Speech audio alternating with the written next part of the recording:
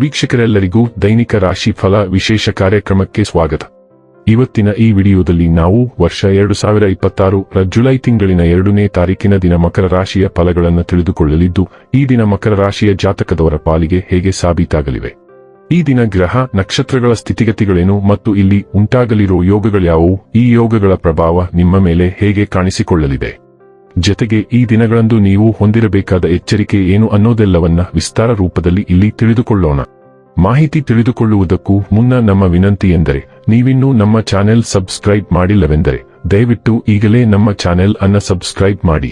ಹಾಗೆ ನಿರಂತರ ವಿಡಿಯೋ ಅಪ್ಡೇಟ್ಸ್ಗಳಿಗಾಗಿ ಪಕ್ಕದ ಬೆಲ್ ಐಕಾನ್ ಕ್ಲಿಕ್ ಮಾಡಿ. ವಂಶ ಪಾರಂಪರ್ಯ ಜ್ಯೋತಿಷ್ಯರು ನಂಬರ್ 1 ವಶೀಕರಣ ಸ್ಪೆಷಲಿಸ್ಟ್. ವೃತ್ತಿ, ಉದ್ಯೋಗ, ಮದುವೆ, ಹಣಕಾಸಿನ ಸಮಸ್ಯೆ, ವ್ಯಾಪಾರ, ಆರೋಗ್ಯ ಸಮಸ್ಯೆಗಳಿಗೆ ಫೋನಿನ ಮೂಲಕ ಪರಿಹಾರ. ಇಂದೇ ಕರೆ ಮಾಡಿ. ವೀಕ್ಷಕರೇ, ದೈನಿಕ ರಾಶಿ ಫಲಗಳನ್ನು ತಿಳಿದುಕೊಳ್ಳುವುದಕ್ಕೂ ಮುನ್ನ ಈ ದಿನ ಗ್ರಹ ನಕ್ಷತ್ರ ತಿಥಿಗಳ ಮಾಹಿತಿ ಮತ್ತು ಯೋಗಗಳ ಕುರಿತು ನೋಡೋಣ. ಈ ದಿನವು ಗುರುವಾರದ ದಿನವಾಗಿರಲಿದ್ದು, ಜ್ಯೇಷ್ಠ ಮಾಸದ ಕೃಷ್ಣ ಪಕ್ಷದ ಬಿದಿಗೆಯ ತಿಥಿ ಇರಲಿದೆ. ಬಿದಿಗೆ ತಿಥಿಯು ಈ ದಿನ ಬೆಳಿಗ್ಗೆ 9:37 ಇರಲಿದ್ದು, ನಂತರದಲ್ಲಿ ತದಿಗೆ ತಿಥಿ ಪ್ರಾರಂಭವಾಗಲಿದೆ.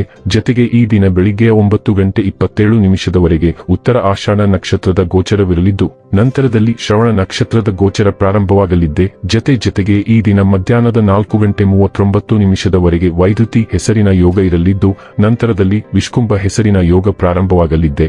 ಇನ್ನು ಈ ದಿನ ಚಂದ್ರದೇವನು ಮಕರ ರಾಶಿಯಲ್ಲಿ ಗೋಚರಿಸಲಿದೆ. ಅದೇ ಸೂರ್ಯದೇವನು ಈ ದಿನ ಮಿಥುನ ರಾಶಿಯಲ್ಲಿ ಗೋಚರಿಸಲಿದ್ದಾನೆ. ಇನ್ನು ಈ ದಿನದಂದು ಅಭಿಜಿತ್ ಮುಹೂರ್ತ ಬೆಳಿಗ್ಗೆಯ 11:57 ಇಂದ ಮಧ್ಯಾಹ್ನದ 12:53 ಇರಲಿದೆ. ಇದು ಈ ದಿನದ ಗ್ರಹ ನಕ್ಷತ್ರ ತಿಥಿಯ ಕುರಿತಾದ ಮಾಹಿತಿಯಾಗಿದ್ದು, ಇದರ ಆಧಾರದ ಮೇಲೆ ನಿಮ್ಮ ದಿನಚರಿಯಲ್ಲಿಯೂ ಬದಲಾವಣೆ ಕಂಡು ಬರಲಿದೆ. ಇನ್ನು ಈಗ ಈ ದಿನದ ಮಕರ ರಾಶಿಯ ಫಲಗಳ ಕುರಿತು ನೋಡುವುದಾದರೆ, ಸರ್ವತೋಮುಖ ಅಭಿವೃದ್ಧಿ ಸಾಧ್ಯವಿದ್ದಾಗ ಮಾತ್ರ ಮಾನಸಿಕ ಮತ್ತು ನೈತಿಕ ಶಿಕ್ಷಣದ ಜೊತೆ ದೈಹಿಕ ಶಿಕ್ಷಣವನ್ನು ತೆಗೆದುಕೊಳ್ಳಿ.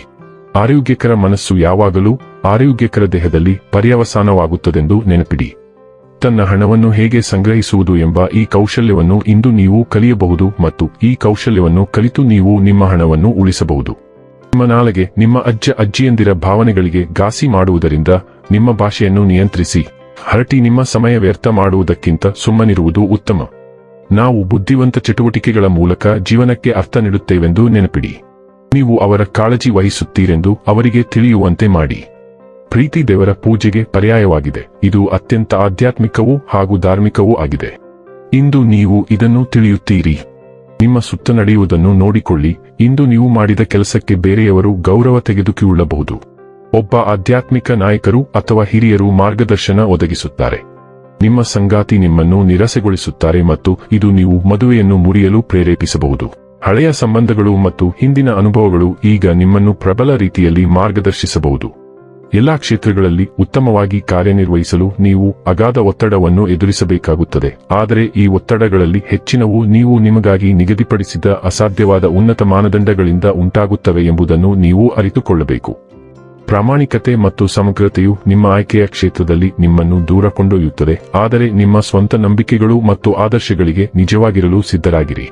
ಆರೋಗ್ಯ ಮತ್ತು ಸ್ವಾಸ್ಥ್ಯ ಬಗ್ಗೆ ತಿಳಿದುಕೊಳ್ಳೋಣ. ನಿಮ್ಮ ದೇಹವು ಪೊಟ್ಯಾಸಿಯಂ ಅಸಮತೋಲನ ಅಥವಾ ಹಾಲಿನ ಸೂಕ್ಷ್ಮತೆಯ ಲಕ್ಷಣಗಳನ್ನು ತೋರಿಸಬಹುದು. ಊದಿಕೊಂಡ ಕಣಕಾಲುಗಳಿಗೆ ಎತ್ತರ ಅಥವಾ ಆರೈಕೆಯ ಅಗತ್ಯವಿರಬಹುದು. ಆತಂಕ ಹೆಚ್ಚಾಗಬಹುದು. ಆದ್ದರಿಂದ ಲ್ಯಾವೆಂಡರ್ ಎಣ್ಣೆಯನ್ನು ಹಚ್ಚಿ ವಿಶ್ರಾಂತಿ ಪಡೆಯಲು ಆಳವಾದ ಉಸಿರನ್ನು ತೆಗೆದುಕೊಳ್ಳಿ. ಸಕ್ರಿಯರಾಗಿರಿ ಮತ್ತು ಸ್ಥಿರವಾದ ದಿನಚರಿಗಳನ್ನು ಅಭ್ಯಾಸ ಮಾಡಿ. ಚೈತನ್ಯ ಮತ್ತು ಸಹಿಷ್ಣುತೆ ನಿಮ್ಮ ಶಕ್ತಿಯನ್ನು ಬೆಂಬಲಿಸುತ್ತದೆ, ವಿಶೇಷವಾಗಿ ಎಚ್ಚರಿಕೆಯಿಂದ ಒತ್ತಡ ನಿರ್ವಹಣೆಯೊಂದಿಗೆ. ಡೈಲಿ ಲವ್ ಮತ್ತು ರಿಲೇಶನ್ಶಿಪ್ ಬಗ್ಗೆ ತಿಳಿದುಕೊಳ್ಳೋಣ. ಇಂದು ನಿಮ್ಮ ಸಂಗಾತಿಯ ಸಣ್ಣ ಪುಟ್ಟ ತಪ್ಪುಗಳಿಂದಲೂ ನೀವು ಕಿರಿಕಿರಿಗೊಳ್ಳಬಹುದು. ಈ ಹಿಂದೆ ನೀವು ಇಷ್ಟಪಟ್ಟಿದ್ದ ನಡವಳಿಕೆಗಳು ಈಗ ನಿಮ್ಮನ್ನು ಕಿರಿಕಿರಿಗೊಳಿಸಬಹುದು.